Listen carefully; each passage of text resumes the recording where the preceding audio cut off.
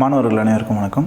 இப்போ நம்ம 7th உள்ள தேர்ட் டைமில் ஃபஸ்ட் யூனிட்டான பெண்களின் மேம்பாடு அப்படிங்கிற லெசனை தான் டோட்டலாக பார்க்க போகிறோம். ஸோ இதில் இம்பார்ட்டன்ட் பாயிண்ட்ஸ்லாம் நம்ம ஹைலைட் பண்ணி அதை எக்ஸ்பிளைன் கொடுக்க போகிறோம். ஃபஸ்ட்டு பெண்கள் மேம்பாடு அப்படின்னா என்ன அப்படின்னா பெண்களோட முன்னேற்றம் சார்ந்த விஷயம். அவங்க கல்வி ரீதியாகவும் அரசியல் ரீதியாகவும் சமூக ரீதி பொருளாதார ரீதியாகவும் எல்லா விஷயத்துலையும் முன்னேற்றம் அடைகிறத பற்றி சொல்லக்கூடியதான் இந்த பெண்களின் மேம்பாடு. ஆணும் பெண்ணும் எல்லா விதத்துலையும் சமம், பாலின சமத்துவம், இந்தமாரி விஷயங்கள் எல்லாத்தையுமே நம்ம சமத்துவத்திலையும் பார்த்துருப்போம். அந்த விஷயங்களுக்கு அடுத்த லெவல் தான் பெண்களோட மேம்பாடை பற்றி இதில் டோட்டலாக பார்க்க போகிறோம். ஓகே, ஃபர்ஸ்ட் பாயிண்ட், பெண்ணியம் என்பது பெண்களை வலிமையாக்குவது மட்டுமன்று. பெண்ணியம் அப்படிங்கிறது ஃபெமினிசம்னு சொல்லுவாங்களா, அது பெண்களை வலிமையாக்குவது மட்டுமன்று, அவர்களிடம் ஏற்கனவே உள்ள வலிமையை உலகம் உணரும் விதமாக மாற்றுவது. பெண்களோட டேலண்ட்ஸ் எல்லாமே, திறமைகள் எல்லாமே உலகத்துக்கு கொண்டு வர்றது தான் பெண்ணியம் அப்படின்னு ஃபர்ஸ்ட் இதில் சொல்லியிருக்காங்க. அடுத்து, ஒரு ஆணுக்கான கல்வி என்பது அவருக்கு மட்டுமே பயன்படும். ஒரு ஆண் படிக்கிறாங்க, அவங்களோட எஜுகேஷன் லெவல் இம்ப்ரூவ் ஆகுது அப்படின்னா அது அவங்களுக்கு மட்டும்தான் பயன்படும். அதே ஒரு பெண்ணுக்கு வழங்கப்படும் கல்வியானது ஒரு தலைமுறைக்கான கல்வி அப்படின்னு சொல்கிறாங்க, ஒரு ஜென்ரேஷனுக்கான எஜுகேஷன் அப்படின்னு சொல்கிறாங்க. பெண்களை பலவீனமான பாலினம், இது ரொம்ப முக்கியமான பாயிண்ட்டு, பெண்களை பலவீனமான பாலினம் என்று சொல்வது ஒரு அவதூறு. அது பெண் இனத்திற்கு ஆணினம் இழைத்த அநீதியாகும் அப்படின்னு மகாத்மா காந்தியடிகள் அவர்கள் சொல்லியிருக்காங்க. ஸோ இந்த கோடிங்கை அப்படியே கொடுத்து கேட்பான். திருப்பி சொல்கிறேன் பாருங்க, பெண்களை பலவீனமான பாலினம் என்று சொல்வது ஒரு அவதூறு, அது பெண் இனத்திற்கு ஆணினம் இழைத்த அநீதியாகும் அப்படின்னு மகாத்மா காந்தியடிகள் சொல்லியிருக்காங்க. ஸோ இந்த கோடிங்கை நீங்கள் குறிச்சிக்கணும். பெண்களின் மேம்பாடு மற்றும் தனித்துவம் என்பது அவர்கள் நம்முடைய சொன்னதுதான். அரசியல், சமூகம், பொருளாதாரம் எல்லா விஷயத்திலையும் நல்வாழ்வு முறையில் முன்னேற்றம் அடைவதை குறிக்கக்கூடியதாக இருக்கு. அடுத்து, நாட்டின் நீடித்த நிலைத்த வளர்ச்சிக்கு, சஸ்டைனபிள் டெவலப்மெண்ட்டுக்கு சமூகத்தில் பெண்களுக்கான அதிகார பகிர்வு அளித்தலும் பாலின சமத்துவம் அடைதலும் அவசியமாகிறது அப்படின்னு சொல்றாங்க. ஒரு நீடித்த நிலையான வளர்ச்சிக்கு பெண்ணும் ஆணும் சரிசமமாக மதிக்கப்படணும் அப்படின்னு சொல்றாங்க. அதிகார பகிர்வும் சரியான முறையில் பகிர்ந்தளிக்கப்படணும் அப்படின்னு சொல்றாங்க. அப்பதான் ஒரு நீடித்த நிலைத்த வளர்ச்சியை அடைய முடியும் ஒரு நாடு அப்படின்னு சொல்றாங்க. ஸோ பெண்களோட முன்னேற்றம்ங்கிறது நாட்டோட முன்னேற்றம் சார்ந்த விஷயமாகவும் இதுலேருந்து நமக்கு தெரியுது. அடுத்து, சமூகவியலில் பாலினம். அது என்ன சமூகவியலில் பாலினம் அப்படின்னா, ஆண்பால் பெண்பால் குறித்த புரிதல்கள், கரெக்டான புரிதல்கள் இருக்கணும். உயிரியல் அடிப்படையில் மட்டும்தான் ஆண்பால் பெண்பால், மற்றபடி இருவருமே சரிசமமாக உள்ளவர்கள் அப்படிங்கிற விஷயத்தை தான் இங்கே சொல்லியிருப்பாங்க. ஆண்பால் பெண்பால் குறித்த புரிதல்கள் மற்றும் வேறுபாடுகளில் சமூகத்தின் தாக்கம் எவ்விதம் என்பதை ஆராய்வதே சமூகவியலில் பாலினம் என்பதாகும். ஸோ இந்த சமூகம் பாலினம் அப்படிங்கிற விஷயத்தை எப்படி புரிதல் அடைஞ்சிருக்காங்க அப்படின்னு சொல்றது தான் இந்த பாயிண்ட்ல சொல்லியிருக்காங்க. அடுத்து, மேம்பாட்டிற்கான முக்கிய காரணிகள், பெண்களோட மேம்பாட்டுக்கான முக்கிய காரணிகள். ஃபர்ஸ்ட், எஜுகேஷன், கல்வி முறை. இன்னைய வரைக்குமே ஆண்களுக்கு நிகராக பெண்கள் கல்வி முறையில் முன்னேற்றம் அடையல. அப்படி அடைஞ்சாங்க அப்படின்னா அது நாட்டோட அடுத்த ஜென்ரேஷனுக்கான கல்வி முறைகளையும் மாற்றும் அப்படின்னு முன்னாடியே நம்ம பார்த்தோம். இங்க ஒருவருக்கு அறிவுபூர்வமாக சிந்திக்கும் திறன் மற்றும் தனித்தன்மை வாய்ந்த முடிவுகளை எடுக்க உதவுகிறது. எது? நம்மளோட எஜுகேஷன். ஒரு விஷயத்தை அனலிசிஸ் பண்றதுக்கான கெப்பாசிட்டி எஜுகேஷன் மூலமா தான் கிடைக்கும். ஸோ பெண்களுக்கான கல்வி ரொம்ப முக்கியம் அப்படிங்கிறாங்க. அடுத்து, பாலின பாகுபாடு பார்க்கும் சமூகம் எந்த காலத்திலும் முன்னேற்றம் அடைவதுங்கிறது வாய்ப்பே கிடையாது அப்படின்னு சொல்றாங்க. ஸோ பாலின பாகுபாடு அப்படிங்கிறது ஆண் பெண் வேறுபாடு தான் இங்க பாலின பாகுபாடு அப்படின்னு சொல்றாங்க. அடுத்து, ஜாதி இன சமய பாகுபாடுகளை அடிப்படையாக கொண்ட சமூகமும் எந்த விதத்திலையும் முன்னேற்றம் அடையாது அப்படின்னு இந்த மேம்பாட்டிற்கான முக்கிய காரணிகள்ல சொல்லியிருக்காங்க. அடுத்து, பெண் கல்வி. 40 ஆண்டுகளுக்கு முன்பே பன்னாட்டு மனித உரிமைகள் ஆணையம் அனைவருக்கும் கல்விங்கிற உரிமையை வலியுறுத்தியது அப்படின்னு சொல்றாங்க. முதல்ல மனித உரிமை ஆணையம் எப்போ உருவாக்கப்பட்டுச்சுன்னு நீங்க தெரிஞ்சுக்கணும். மனித உரிமை ஆணையம் 1948 டிசம்பர் 10 உருவாக்கப்பட்டது. இந்த டேவை தான் மனித உரிமை தினமா நம்ம அனுசரிச்சுட்டு வரும். ஸோ 1948 டிசம்பர் 10 தான் மனித உரிமை ஆணையம் உருவாக்கப்பட்டது. அப்படி உருவாக்கப்பட்ட மனித உரிமை ஆணையம் எதை மென்ஷன் பண்றாங்கன்னா, அனைவருக்கும் கல்வி அப்படிங்கிற விஷயத்தை மென்ஷன் பண்றாங்க. நம்ம கான்ஸ்டிடியூஷன்லயுமே குழந்தைகளுக்கான கட்டாய கல்வி ஆர்டிகல் 21A சொல்லியிருப்பாங்க, நமக்கு தெரியும். இது அணியில் வந்து அடிப்படை கடமைகள் 51(a) லாஸ்ட் கே, அதுவுமே வந்து 6 to 14 வயது வரை உள்ள குழந்தைகளுக்கு கட்டாய கல்வியை பற்றி சொல்லியிருக்காங்க. இந்த இடத்துல அனைவருக்கும் கல்விங்கிற விஷயத்த கிட்டத்தட்ட 40 வருஷத்துக்கு முன்னாடியே வந்து மனித உரிமை ஆணையம் சொன்னதாக சொல்கிறாங்க. ஓகேவா?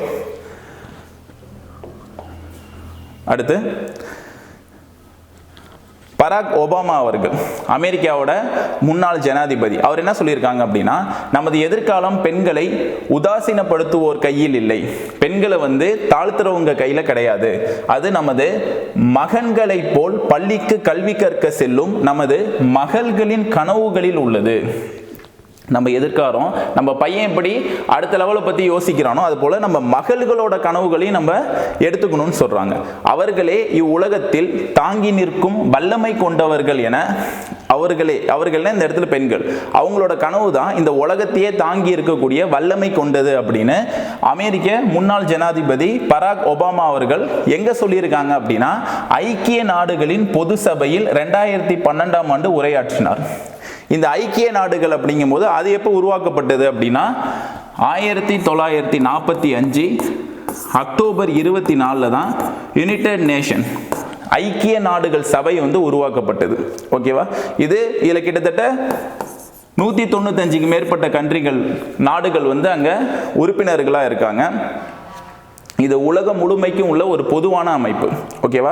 அங்கே 2012 பராக் ஒபாமா அவர்கள் வந்து ஆற்றிய உரையில தான் வந்து பெண்களை பற்றி இப்படி சொல்லியிருக்காரு. பெண்களை பற்றியும் அவர்கள் கனவுகளை பற்றியும் சொல்லியிருக்காரு. ஓகேவா? அடுத்து பெண் கல்வியின் இணையற்ற முக்கியத்துவம். பெண்கள் கல்வியோட என்னென்ன முக்கியத்துவம் இருக்கு அப்படின்னு சொல்லிட்டு பார்க்குறோம். ஃபர்ஸ்ட், அதிகரித்த கல்வி அறிவு. உலகெங்கிலும் கல்வியறிவற்ற இளையோர்களில் கிட்டத்தட்ட 63% பேர் பெண்கள் தான் இருக்காங்க. அப்ப பெண்களோட கல்வி வந்து அதிகரிக்க வேண்டும் அப்படின்னு சொல்றாங்க இங்க. அடுத்து ஆழ்கடத்தல். மோஸ்ட்லி பார்த்தீங்கன்னா கடத்தலில் அதிகம் பாதிக்கப்படுவது படிப்பறிவு இல்லாத பெண்கள் தான். ஏன்னா அவங்களால சுயமா சிந்திக்க முடியாம போகுது அப்படிங்கிறாங்க. முன்னாடியே கல்வி அப்படிங்கிற ஒரு விஷயத்துல சுயமா சிந்திக்கிற திறமை வந்து கல்வி மூலமா தான் கிடைக்கும். அப்ப படிப்பறிவு இல்லாத பெண்கள் தான் அதிகமா வந்து ஆழ்கடத்தலுக்கு உட்படுத்தப்படுறாங்க அப்படின்னு ஐக்கிய நாடுகளோட இடைமுகமை திட்டம் வந்து இதை பத்தி டோட்டலா விளக்குறாங்க. ஓகேவா? அடுத்து அரசியல் பிரதிநிதித்துவம்.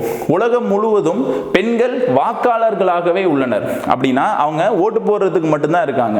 அடுத்த பிரதிநிதியா அவங்க வந்து இன்னும் வரணும், அவங்களும் வந்து அரசியல்ல பங்கு கொள்ளணும், ஒரு எம்பியாவோ எம்எல்ஏவோ உருவாகணும் அப்படின்னு அரசியல் பிரதிநிதித்துவத்தை சொல்றாங்க இந்த இடத்துல. ஓகேவா? அடுத்து வளரும் குழந்தைகள். இது நல்லா பார்த்துங்க. கல்வி அறிவு பெற்ற தாய்மார்களின் குழந்தைகள் கல்வி அறிவு பெறாத தாய்மார்களின் குழந்தைகளை ஒப்பிடுகையில் 2 மடங்கு அதிகரித்து 5 வயதுக்கு மேல் வாழ வாய்ப்புள்ளது. அதாவது இங்க என்ன சொல்றாங்க அப்படின்னா, கல்வி அறிவு பெற்றவர்கள் தன் குழந்தைகளை வந்து எப்படி பார்த்துக்கணும்னு அவங்களுக்கு தெரியுது. அவங்க குழந்தைகள் வந்து 5 வயதுக்கு மேல அதிகமாக வாழ வாய்ப்பு உள்ளது. பட் கல்வி அறிவு இல்லாதவங்க குழந்தைகள் சரியா பார்த்துக்க முடியாத சூழ்நிலையால அந்த குழந்தைகளுக்கு நிறைய பாதிப்புகள் ஏற்படுது அப்படின்னு வளரும் குழந்தைகள் சார்ந்த டைட்டில் இதை சொல்றாங்க. ஓகே. அடுத்து காலம் தாழ்த்திய திருமணம். பின்தங்கிய நாடுகள்ல 3 1 பெண் குழந்தைக்கு 18 வயதுக்குள்ளே குழந்தை திருமணம்னு சொல்லுவோம்ல, அந்த 18 வயதுக்குள்ளேயே திருமணமாகி விடுகிறது. நல்லா பார்த்துங்க. பின்தங்கிய நாடுகள்ல 3 1 குழந்தை பெண் குழந்தைக்கு 18 வயசுக்குள்ளேயே வந்து கல்யாணம் ஆயிடுது. அடுத்து எந்த நாடுகளில் பெண் குழந்தைகள் 7 அல்லது அதற்கு மேலான வருடங்கள் படிக்கின்றார்களோ அவர்களின் திருமணம் 4 ஆண்டுகள் தள்ளி போகிறது அப்படின்னு சொல்றாங்க. எப்படி? எந்த நாடுகளில் பெண் குழந்தைகள் 7 அல்லது அதற்கு மேற்பட்ட ஆண்டுகள் கல்வி அறிவு பெற்று இருக்கிறார்களோ அவங்க திருமணம் வந்து கிட்டத்தட்ட 4 ஆண்டுகள் தள்ளி போகிறது. அதாவது அவங்க கல்வி அறிவு பெறும் பொழுது திருமணம் வந்து லேட்டா பண்ணிக்கணும் அப்படிங்கிற திறமை, அந்த விஷயம் வந்து உங்களுக்கு புரிய வருது அப்படின்னு சொல்றாங்க. அடுத்து வருமான சாத்தியம். ஐக்கிய நாடுகளின் கல்வி அறிவியல் மற்றும் கலாச்சார அமைப்பு. இந்த யுனெஸ்கோன்னு சொல்லக்கூடிய அமைப்பு வந்து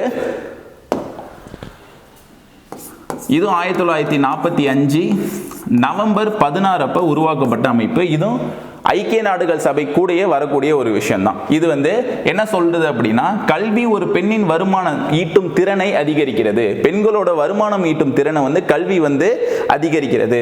ஒரு பெண் ஆரம்ப கல்வி பெற்றால் கூட அந்த பெண்ணின் வருவாயில் 20% அதிகரிக்க வாய்ப்பு உண்டு அப்படின்னு சொல்றாங்க. ஒரு பெண் வந்து காலேஜ் வரைக்கும் போலனாலும் ஆரம்ப கல்வி மட்டும் பயின்றால் போதும், அதுவே 20% வருமானத்தை உயர்த்தக்கூடியதா இருக்கு அப்படின்னு யுனெஸ்கோ அமைப்பு வந்து அறிவிக்குது. ஓகேவா? அடுத்து ஜிடிபி. ஜிடிபி அப்படிங்கிறது நம்ம நாட்டு வருமானம் சார்ந்த விஷயம். அந்த ஜிடிபியில் வந்து 10% கூடுதலாக பெண்கள் கல்வி கற்றால் மொத்த உள்நாட்டு உற்பத்தி சராசரியாக 3% அதிகரிக்கும் சொல்றாங்க. 10% கூடுதலாக பெண்கள் கல்வி கற்றாலே ஜிடிபி வந்து 3% வந்து நாட்டுக்கு அதிகரிக்கும் அப்படிங்கிறாங்க.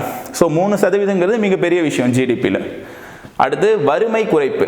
பெண்கள் கல்வியில் உரிமைகள் சம வாய்ப்புகள் வழங்கப்பட்டால் அவர்களும் பொருளாதார செயல்பாடுகளில் ஈடுபடுவாங்க. ஸோ வருவாய் ஈட்டும் திறன் அதிகரித்து வறுமை குறையறதுக்கான வாய்ப்புகளும் அதிகமாக உண்டு அப்படின்னு சொல்றாங்க பெண் கல்வி மூலமா. ஓகேவா? அடுத்து மிக முக்கியமான ஆள், அதாவது முதல் பெண் ஆசிரியர். அதேமாரி முதல் பெண்களுக்கான கல்வி உருவாக்கப்பட்டது. அந்த விஷயம் எல்லாமே இந்த பாக்ஸில் இருக்கு. சாவித்ரிபாய் பூலே அவர்கள். இவங்க தான் வந்து பாரம்பரியத்தை உடைத்து முதல் பெண்கள் பள்ளியின் முதல் பெண் ஆசிரியராகவும் வந்திருப்பாங்க. இவங்களுக்கு முழுசா சப்போர்ட் பண்ணது ஜோதிராவ் பூலே அப்படிங்கிற அவங்களோட ஹஸ்பண்ட் தான், அவங்களோட கணவர் தான். ஸோ இவங்க பெண்களுக்கான முதல் பள்ளியை 1848 தொடங்கினாங்க. அங்க முதல் பெண் ஆசிரியராகவும் வந்து சாவித்ரிபாய் பூலே வந்து இருந்திருப்பாங்க. ஓகேவா? இது முக்கியமான பாயிண்ட். அடுத்து உலகத்துல முதன்மை பெண்மணிகள். உலக லெவல்ல ஃபர்ஸ்ட் பிரதம மந்திரி, ஃபர்ஸ்ட் விண்வெளி, ஃபர்ஸ்ட் எவரெஸ்ட் ஏறினவங்கன்னு சொல்லிட்டு நமக்கு பாக்ஸ்ல கொடுத்துருக்காங்க. ஃபர்ஸ்ட் வேர்ல்டு பார்ப்போம், அடுத்து இந்தியாவில் உள்ளவங்களையும் நம்ம சேர்த்து பார்த்துடலாம். ஃபர்ஸ்ட் பிரதம மந்திரியா முதல் பெண் யார் இருந்தாங்க அப்படின்னா சிரிமாவோ பண்டார நாயக்கா அப்படிங்கிற இலங்கையை சேர்ந்தவங்க தான் ஃபர்ஸ்ட் பெண் பிரதமரா இருந்திருக்காங்க. அடுத்து முதல் விண்வெளி சென்றவர்கள் யார் அப்படின்னா வாலண்டினா தெரெஷ்கோவா அப்படிங்கிற சோவியத் ஒன்றியம், அதாவது ரஷ்யாவை சேர்ந்தவர்கள். ரைட்டா? அவங்க தான் வந்து ஃபர்ஸ்ட் விண்வெளி துறையில பார்ட்டிசிபேட் பண்ண முதல் பெண். அடுத்து எவரெஸ்ட் சிகரத்தை அளவிட்டவர். பாயிண்ட் எல்லாம் பாத்துங்க. எவரெஸ்ட் சிகரத்தை ஃபர்ஸ்ட் அளவிட்ட பெண் அப்படின்னா ஜென்கோ தபே அப்படிங்கிற ஜப்பானை சேர்ந்தவர். இந்த பேரை பார்க்கும்போதே உங்களுக்கு ஜப்பான் நேமா தெரிஞ்சிருக்கும். ஸோ ஈஸியாக சொல்லிடலாம். அடுத்து ஒலிம்பிக்கில் ஃபர்ஸ்ட் தங்கம் வென்ற பெண் சார்லோட் கூப்பர் அப்படிங்கிற இங்கிலாண்டை சேர்ந்த பெண் அவர்கள் தான். ஸோ இது நாலுமே வந்து உங்களுக்கு முக்கியம். அடுத்து இந்தியாவின் முதன்மை பெண்மணிகள் பார்க்க போறோம். ஓகேவா? முதல் மகளிர் பல்கலைக்கழகம் மகர்ஷி கார்வே 1916 5 மாணவிகளுடன் பூனேவில் எங்க தொடங்கினாங்கன்னா பூனேவில் SNDT பல்கலைக்கழகத்தை தொடங்குறாங்க. மகர்ஷி கார்வே 1916 5 பெண்களுடன் எங்க தொடங்குறாங்க? பூனேல தொடங்குறாங்க. ரெண்டாவது மத்திய அமைச்சரவையில் பதவி வகித்த முதல் பெண். மத்திய அமைச்சரவையில் பதவி வகித்த முதல் பெண் வந்து விஜயலட்சுமி பண்டிட் அவர்கள். ஜவஹர்லால் நேரு அவர்களோட சிஸ்டர் இவங்க. விஜயலட்சுமி பண்டிட் மத்திய அமைச்சரவையில் பதவி வகித்தவர். அடுத்து மத்திய வெளியுறவு அமைச்சர் பதவியை வகித்த முதல் பெண் யார் அப்படின்னா சுஷ்மா சுவராஜ் அவர்கள். இப்போ அவங்க வந்து உயிரோட இல்லை, பட் அவங்க தான் ஃபர்ஸ்ட் வெளியுறவு அமைச்சராக பதவி வகித்தவங்க. இவங்களுக்கு இன்னொரு சிறப்பும் உண்டு. இளம் வயதிலேயே வந்து அமைச்சரானவங்க. 25 வயதாக இருந்தபோது ஹரியானா அமைச்சரவையில் வந்து அமைச்சரானாங்க. ஓகேவா? ஸோ 25 வயசுலேயே அமைச்சரான பெண் யாரு அப்படின்னா சுஷ்மா சுவராஜ் அவர்கள். அடுத்து சுதந்திர இந்தியாவின் முதல் பெண் ஆளுநர் யாரு அப்படின்னா சரோஜினி நாயுடு அவர்கள். யாரு? சரோஜினி நாயுடு அவர்கள். இவங்கள தான் வந்து நைட்டிங்கேல் அப்படின்னு சொல்லுவாங்க. ஓகே. அடுத்து ஐக்கிய நாடுகளின் பொது சபையில் முதல் பெண் தலைவராக இருந்தவங்க யாருன்னா விஜயலட்சுமி பண்டிட். முன்னாடியே பார்த்தோம், மத்திய அமைச்சரவையில் பதவி வகித்த முதல் பெண் யார் அப்படின்னாலும் விஜயலட்சுமி பண்டிட் தான். ஐக்கிய நாடுகள் பொது சபையில் முதல் பெண் தலைவராக இருந்தது யார் அப்படின்னா விஜயலட்சுமி பண்டிட் 1953. ஐக்கிய நாடுகள் சபை உருவாக்கப்பட்ட ஆண்டு முன்னாடியே நம்ம சொன்னோம் 1945 அக்டோபர் 24. அதை தான் ஐநா டேவாவும் வந்து அவங்க அனுசரிக்கிறாங்க. அடுத்து இந்தியாவின் முதல் பிரதமர் யார் அப்படின்னா இந்திரா காந்தி அவர்கள். நேரு அவர்கள் வந்து 1964 இறந்துருவாங்க.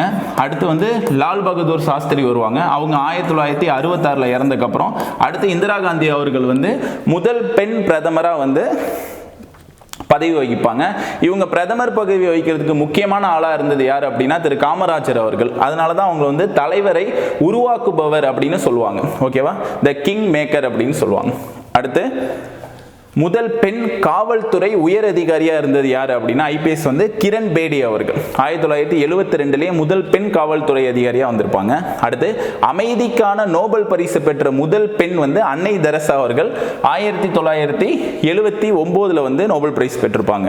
அடுத்து எவரெஸ்ட் சிகரத்தை அடைந்த முதல் இந்திய பெண் வந்து பச்சேந்திரி பால் 1984. இங்க என்ன பார்த்தோம், உலகத்துல எவரெஸ்ட் சிகரத்தை ஃபர்ஸ்ட் அளவிட்டவர் யார் அப்படின்னா ஜன்கோ தபே. இது எவரெஸ்ட் சிகரத்தை அடைந்த முதல் இந்திய பெண் யார் அப்படின்னா பச்சேந்திரி பால் 1984. அடுத்து இது ரொம்ப முக்கியமான क्वेश्चन, உங்களுக்கு புக்லயே 2 இடத்துல இது வரும். புக்கர் பரிசு வென்ற முதல் இந்திய பெண் யார் அப்படின்னா அருந்ததி ராய் அவர்கள் 1997. ஸோ புக்கர் பரிசு வென்ற முதல் இந்திய பெண். இவங்க சோசியலிஸ்டாக வந்திருக்காங்க, சமூக பிரச்சனைகள்லையும் நிறைய விஷயத்துல தலையிட்டு இருக்காங்க. ஸோ முக்கியமான ஆளு இவங்க. அடுத்து முதல் பெண் குடியரசுத் தலைவர் யார் அப்படின்னா பிரதிபா பாட்டீல் அவர்கள் 2007. அடுத்து மக்களவையின் சபாநாயகர் பதவி வகித்த முதல் பெண் சபாநாயகர் வந்து மீரா குமார் 2009 வந்து ஜாயின் பண்ணியிருப்பாங்க. அடுத்து உச்சநீதிமன்ற முதல் பெண் நீதிபதி யாரு அப்படின்னா மீரா சாஹிப் பாத்திமா பேபி. உச்சநீதிமன்றத்தோட முதல் பெண் நீதிபதி வந்து மீரா சாஹிப் பாத்திமா பீவி அவர்கள். அடுத்து இந்திய தேசிய காங்கிரசின் முதல் பெண் தலைவர். முதல்ல இந்திய தேசிய காங்கிரஸ் எப்போ உருவாக்கப்பட்டது அப்படின்னா 1885 உருவாக்கப்பட்டிருக்கும். இதுல இருந்து வருஷம் காங்கிரஸ் மாநாடு நடந்துட்டு இருக்கும். அப்படி 1917 நடந்த காங்கிரஸ் மாநாட்டில் தான் வந்து அன்னி பெசன்ட் அவர்கள் வந்து தலைமை வகிச்சிருப்பாங்க. ஸோ இந்திய தேசிய காங்கிரஸோட முதல் பெண் தலைவராகவும் வந்து அன்னி பெசன்ட் இருந்திருப்பாங்க. இதே இந்திய தேசிய காங்கிரஸோட முதல் இந்திய பெண் அப்படின்னு கேட்டாங்க அப்படின்னா சரோஜினி நாயுடு அவர்கள் வந்துருவாங்க. ஓகேவா. அடுத்து இந்தியாவின் முதல் பெண் மாநில முதலமைச்சர். இந்தியாவின் முதல் பெண் மாநில முதலமைச்சர் வந்து சுச்சித கிருபாலினி அவர்கள் தான் இந்தியாவின் முதல் பெண் மாநில முதலமைச்சர் அவர்கள். அடுத்து முதல் பெண் காவல்துறை இயக்குனர் டிஜிபி யார் அப்படின்னா காஞ்சன் சௌத்ரி பட்டாச்சாரியா அவர்கள் தான் வந்து முதல் பெண் காவல்துறை இயக்குனராக இருந்திருக்காங்க, டிஜிபியா.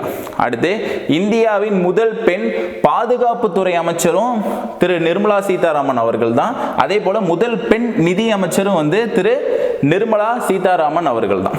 ஓகேவா. அது ரெண்டுமே ரொம்ப முக்கியமான விஷயம். இந்த நிதி அமைச்சர் மட்டும் ஒரு டவுட் வரும் உங்களுக்கு. ஏன்னா இந்திரா காந்தி அவர்களும் வந்து நிதி அமைச்சராக இருந்திருக்காங்க. பட் அவங்க பிரதமராக இருந்துகிட்டு அடிஷனலாக தான் இருந்திருப்பாங்க. பட் இவங்க ப்ராப்பரா முதல் பெண் நிதி அமைச்சராக வந்தது திரு நிர்மலா சீதாராமன் அவர்கள் தான். ஓகேவா. அடுத்து பெண்களின் கல்வி அறிவு விகிதம் குறைவதற்கான காரணங்கள் என்னென்ன அப்படின்னு சொல்றாங்க. பெண்களோட கல்வி அறிவு கம்மியா இருக்குன்னு முன்னாடியே சொன்னதுதான்.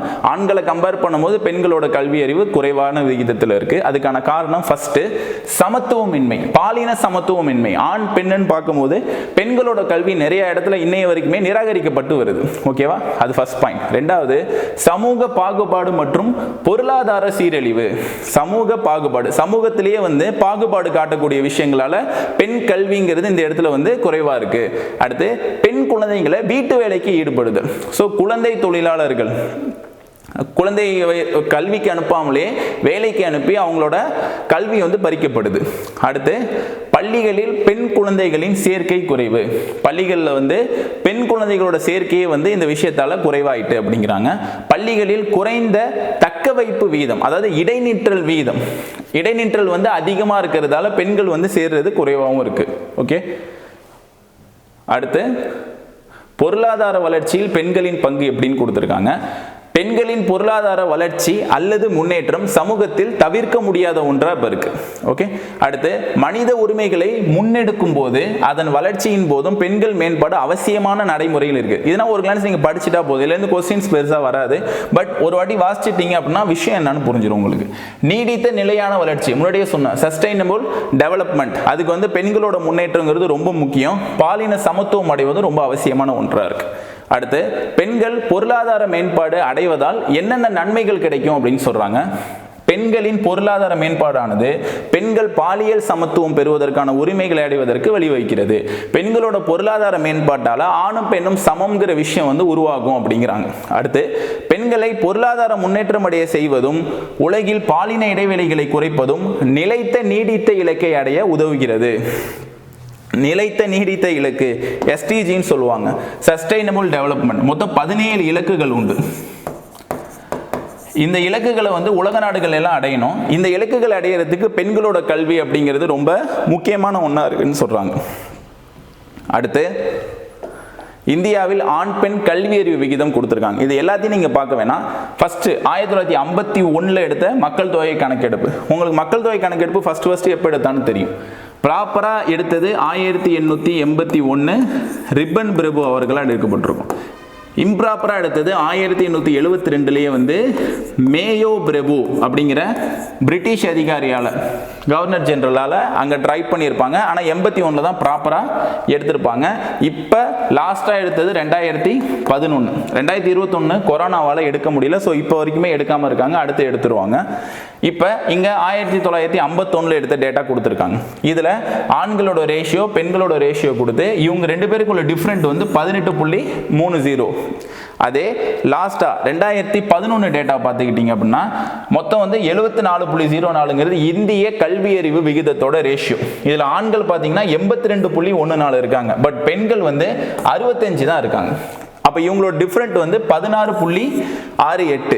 ஆனால் போன 2001 கணக்கெடுப்பு பார்த்து கம்பேர் பண்ணும்போது இடை விகிதம் குறைஞ்சிருக்கு. இடைவெளி 2 பேருக்கும் ஆணும் பெண்ணுக்கும் உள்ள இடைவெளி கம்மியாக இருக்கு. பட் ஆனால் இந்த ரேஷியோ பார்த்தீங்கன்னா இவங்க 82 இருக்கும்போது இவங்க வெறும் 65% தான் இருக்காங்க. ஸோ பெண்கள் கல்வி முன்னேற வேண்டும் அப்படிங்கிறதுக்கு ஒரு டேட்டாக்கு ரெஃபரன்ஸ்க்காக இது கொடுத்துருக்காங்க. ஓகே, அடுத்து பெண்கள் மற்றும் குழந்தைகளுக்கான கல்வி இலக்கினை அடைவதன் மூலம் பெண்களால் பொருளாதார முன்னேற்றம் அடைய முடியும். மேலே சொன்ன பாயிண்டோட ரிப்பீட் தான் அது. 3 அல்லது அதற்கு மேலான பெண்கள் ஒரு நிறுவனத்தில் செயல்படும் பொழுது அனைத்து பரிணாமங்களிலும் அந்த நிறுவனம் வளர்ச்சி அடைகிறது. ஸோ பெண்கள் அதிகமாக ஒர்க் பண்ணுற ஏரியாவில் அவங்களோட திறமையால் அந்த அனைத்து பரிணாமங்களையும் அந்த நிறுவனம் வளர்ச்சி அடையும் அப்படின்னு சொல்கிறாங்க, ஆணை கம்பேர் பண்ணும்போது. அடுத்து ஏன்னா ஆணை கம்பேர் பண்ணும்போது பெண்களுக்கு பொறுமை அதிகமாக இருக்கும். ஸோ பல விஷயங்களை பல கோணத்தில் அவங்களால சிந்திக்க முடியும் அப்படிங்கிற விஷயத்தால அங்கே கொடுத்துருக்காங்க. அடுத்து பெண்களின் பொருளாதார மேம்பாட்டோட நோக்கங்கள் என்ன அப்படின்னா, சட்டங்களில் பாலின வேறுபாடுகள் காணப்படுவது வளரும் மற்றும் வளர்ந்த நாடுகளின் பொருளாதாரத்தை பெண்களையும் பாதிக்கும் சொல்றாங்க. நம்ம கான்ஸ்டிடியூஷன் இருக்குல்ல, அந்த சட்டங்கள் திட்டங்கள் எதை கொண்டு வந்தாலும் பெண்களுக்கு ஈக்குவலா இருக்கான்னு செக் பண்ணி கொடுக்கணுங்கிறாங்க. அப்படி கொடுக்கல அப்படின்னா அது பொருளாதாரத்தையும் பெண்களையுமே பாதிக்கும், நாட்டோட பொருளாதாரத்தையும் பாதிக்கிற வாய்ப்பு உண்டு அப்படின்னு சொல்றாங்க. அடுத்து உலக தொழிலாளர் சந்தையில் பெண்கள் பங்கேற்பதற்கான வாய்ப்பு ரொம்ப குறைவா இருக்கு அப்படின்னு சொல்றாங்க. ஸோ வேர்ல்டு லெவலில் ஒரு பிஸ்னஸ் அடுத்த லெவல் கொண்டு போகிறதுக்கு பெண்கள் தலையீடுங்கிறது ரொம்ப குறைவாக இருக்குது அப்படிங்கிறாங்க. அடுத்து ஆண்களை விட பெண்கள் வேலை வாய்ப்பு குறைவாக தான் உள்ளது. ஒரு இடத்துல ஆணுக்கும் பெண்ணுக்கும் சமமான ஊதியமும் சமமான வேலை வாய்ப்பும் கிடைக்கிறது இல்லை. அடுத்து முறைசாரா மற்றும் பாதிக்கப்படக்கூடிய வேலைகளில் தான் பெண்கள் அதிகமாக பணிபுரிய வைக்கிறாங்க. வீட்டு வேலை செய்கிறதுலேருந்து மற்ற விஷயங்கள் எல்லாத்துக்கும் அதெல்லாம் தவிர்க்கணுங்கிறாங்க. உலகளவில் ஆண்களை விட பெண்களுக்கு குறைவான ஊதியம் தான், முன்னாடியே சொன்னதுதான், குறைவான ஊதியம் தான் பெண்களுக்கு கிடைக்குது ஆண்களை கம்பேர் பண்ணும்போது. பெண்கள் சமமற்ற பொறுப்புணர்வுடன் ஊதியம் பெறாமல் வீட்டு பராமரிப்பு பணிகளை பார்க்கின்றனர். ஸோ ஹவுஸ் ஒய்ஃபாக வீட்டிலேயே இருந்துட்டு அவங்க ரன் பண்ணிட்டு இருக்காங்க, வெளில வராமல். அதுதான் இங்கே சொல்லியிருக்காங்க. அடுத்து ஊதியம் பெறாத பராமரிப்பு பணி அவசியமான ஒன்று, ஆனால் அதை பொருளாதார செயல்பாடுகளாகவோ அங்கீகாரம் உடையதாகவோ கணக்கிடுவது இல்லை. அவங்க வீட்டில் செய்கிற ஒர்க்கை ஒரு ஒர்க்காகவே கன்சிடர் பண்ணுறது இல்லை அப்படின்னு சொல்கிறாங்க. அதனால தான் பெண்களுக்கு 1000 ரூபாய் திட்டம் தமிழக அரசு கொண்டு வந்தாங்க. ஸோ அவங்களையும் ஒரு ஒர்க் பண்றவங்களா மதிக்கணும் அப்படிங்கிறதுக்காக. அடுத்து பெண்கள் தொழில் முனைவோராக இருப்பது ரொம்ப குறைவு. ஸோ ஒரு பிஸ்னஸ் பண்றது ரொம்ப கம்மி. அவர்கள் தொழில் தொடங்குவதில் மிகுந்த சிரமத்தை எதிர்கொள்கிறாங்க. ஆண்களை கம்பேர் பண்ணும்போது அதிக சிரமத்தை அடைகிறாங்க. நிதி நிறுவனங்களையோ வங்கிகளையோ ஆண்களை விட பெண்கள் மிகவும் குறைவாகவே அணுகின்றனர். ஒரு லோன் எடுக்கணும்னா கூட பெண்கள் குறைவாக இருக்காங்கங்கிறாங்க. இதனால தான் சுய உதவி குழுக்கள்லாம் ஏற்படுத்தப்பட்டு அது மூலமாச்சும் அவங்க போவாங்கன்னு நிறைய ஸ்கீம்ஸ் கவர்மெண்ட் கொண்டு வந்துட்டு இருக்காங்க. அடுத்து பெண்கள் இன்றளவு சமூக பாதுகாப்பை பெறுவதற்கான வாய்ப்புகள் குறைவா இருக்கு. சமூகத்தில் பெண்களோட பாதுகாப்பு மிகவும் குறைஞ்சி வருது அப்படின்னு சொல்றாங்க. பணிபுரியும் இடங்களில் ஏற்படக்கூடிய வன்முறை, துன்புறுத்தல், ஸோ மற்ற பிரச்சனைகள் பெண்களுக்கு அதிகமாக ஏற்படுது. பெண்களுக்கு வயது, இருப்பிடம், வருமானம், சமூக நிலை போன்றவற்றை பொருட்படுத்தாமல் ஏற்படுகிறது இந்த இஷ்யூஸ், வன்முறைகள், துன்புறுத்தல் எல்லாமே ஒர்க் பண்ணுற இடத்துல. இதுக்கான பல திட்டங்களும் சட்டங்களும் கொண்டு வந்தாலும் இந்த வன்முறை வந்து அதிகமாயிட்டே இருக்கு அப்படின்னு சொல்றாங்க. இந்திய சமூகம் பன்முகத்தன்மைக்கும் ஒற்றுமைக்கும் பெயர் பெற்றது. இந்தியாவில் வந்து பல மதங்களும் பல கலாச்சாரங்களும் சேர்ந்து தான் இருக்கு. இருந்தாலும் இந்தியா வந்து ஒற்றுமையாக தான் இருக்கு. ஸோ வந்து வேற்றுமையில் ஒற்றுமை உள்ள நாடு அப்படின்னு இந்தியாவை கூட சொல்லுவாங்க. நேரு அவர்கள் டிஸ்கவரி ஆஃப் இந்தியாங்கிற புத்தகத்தில் சொல்லியிருப்பாங்க. அடுத்து, சமுதாயத்தில் சமூக சமத்துவமின்மை இல்லாமல் இருக்கு.